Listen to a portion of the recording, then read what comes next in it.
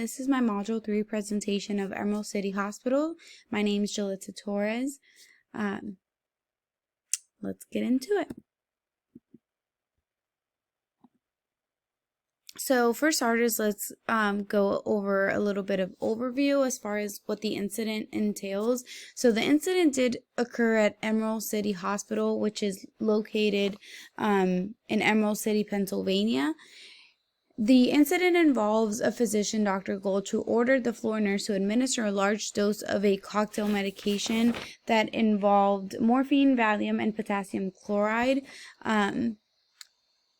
The floor nurse refused to administer such cocktail medication, and so the Dr. Gulch himself administered the medication.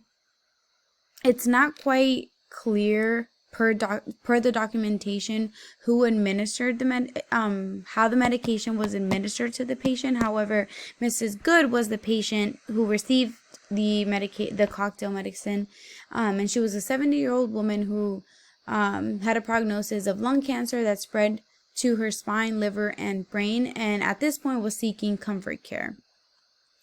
So before we get into the details, I feel as though we should go over some definitions. So assisted suicide is when a physician is providing at the patient's request a prescription for a lethal dose of medication that the patient can self-administer or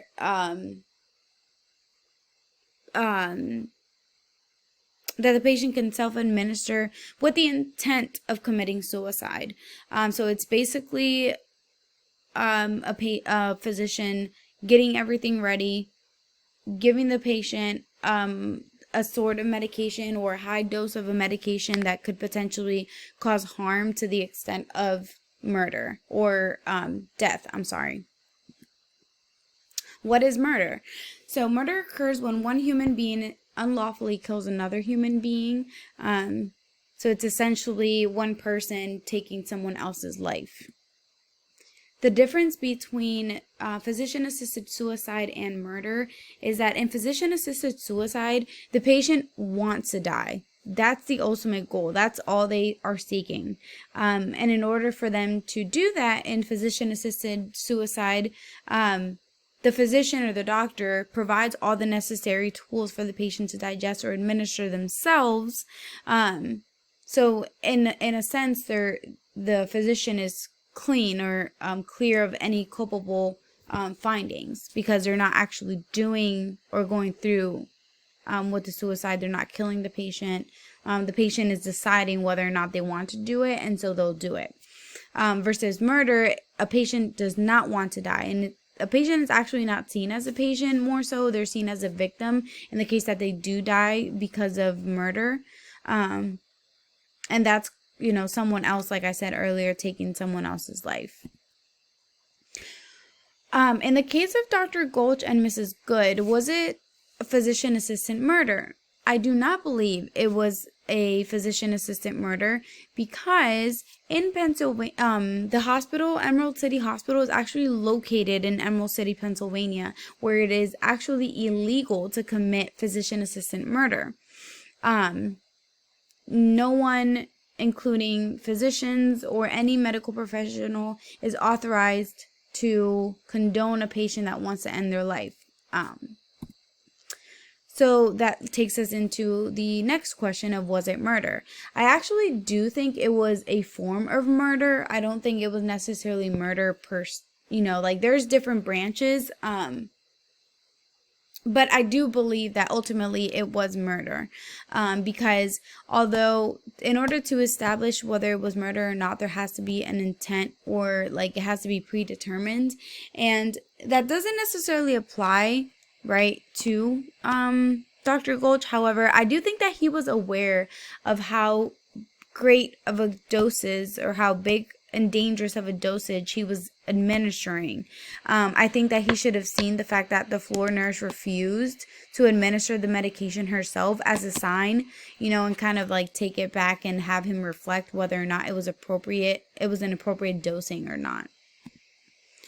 Does it matter that the patient was actively dying? No, I do not think that it matters at all, because again,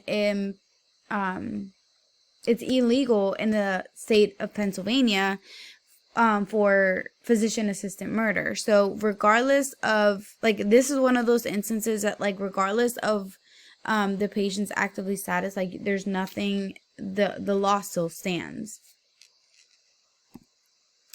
And again, does it matter that the patient arguably wanted to die? No, it doesn't matter, because again, although the patient had her own wishes, we still have to abide by the law. And in the state of Pennsylvania, it's illegal to assist any patient in their suicide.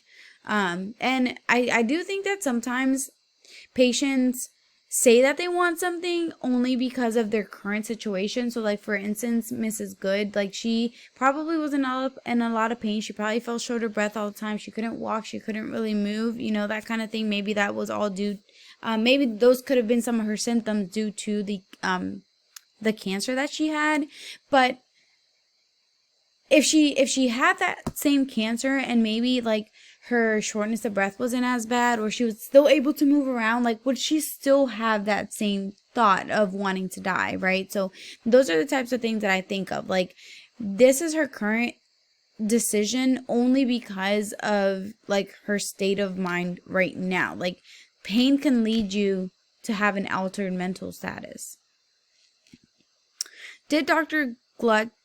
Gulch violate any law or ethical rule? I do believe that he violated a law, and I believe that he violated manslaughter, that he committed manslaughter. That's the act of killing another human being in a way that is less culpable than a murder. So, like I said earlier, I don't necessarily, like, I do think he committed murder, but I think he committed a branch of murder, which manslaughter he falls right under manslaughter, because it wasn't predetermined. I don't think it was predetermined. I don't think that he walked into the room saying, like, I'm gonna kill her, that type of thing. But I do feel like his neglect in maybe educating himself a little bit more on the dosing of the medication or the mixture of such medications all together led this patient to die. So I feel like he has to take responsibility in a sense. I also believe that he violated his ethical rules as far as, like, non-maleficence, because it literally means to do no harm, which he did the complete opposite of that. He committed manslaughter. I also believe that he violated beneficence, which is doing what is best for the patient. I don't think that committing manslaughter and killing the patient was the best thing for the patient. I think that controlling her pain and making her comfortable, that was what was best for the patient, not, like I said, not killing the patient. Recommendations on what's next. I do believe strongly that Dr. Gulch needs to be suspended until there is a thorough investigation as far as, like, what happened, whose documentation is correct. They can't just base it on documentation. Like, I feel like they need to go back, talk to the nurse, actually, like, see what happened, why she documented what she did, go back to Dr. Gulch, ask him why he documented what he did, and try to find out exactly whose documentation is correct, and that way they can make their most educated decision.